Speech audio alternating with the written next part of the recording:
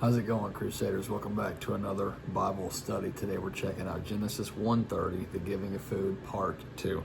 This will be a little bit of a shorter Bible study. We've only got one lesson for today, but nonetheless, as always, we're going to start off with the King James Version. And to every beast of the earth, and to every fowl of the air, and to everything that creepeth upon the earth, wherein there is life, I have given every green herb for meat, and it was so. The CSB, for all the wildlife of the earth, for every bird of the sky, and for every creature that crawls on the earth, everything having the breath of life in it, I have given every green plant for food, and it was so. The NIV, and to all the beasts of the earth, and all the birds in the sky, and all the creatures that move along the ground, everything that has breath of life in it, I have given every green plant for food, and it was so. The ESV, and to every beast of the earth, and to every bird of the heavens, and to every creeps of the earth, everything that has the breath of life, I have given every green plant for food, and it was so. The NASB, and to every beast of the earth, and to every bird of the sky, and to everything that moves on the earth, which has life, I have given every green plant for food, and it was so. The NLT, and I have given every green plant as food for all the wild animals, the birds in the sky, and the small animals that scurry along the ground, everything that has life. That is what happened. And finally, the New King James Version, which means that not a single translation agrees with each other today, which is always interesting to me. The NKJV.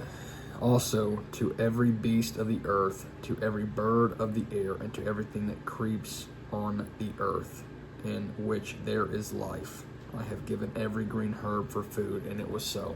So, as you can tell, the main thing that you do here in every single one of these Bible verses is every. So, the repeated use of all, every, and entire shows that the point is to emphasize God's abundant and generous provision for all his creatures, rather than to specify what they were not supposed to eat. So, the whole every in every one of these verses, no pun intended, is a significant thing. So let's go ahead and jump right into the Bible verse of the week. Beloved, do not be surprised at the first trial when it comes upon you to test you, as though something strange were happening to you. But rejoice insofar as you share Christ's sufferings, that you may also rejoice and be glad when his glory is revealed.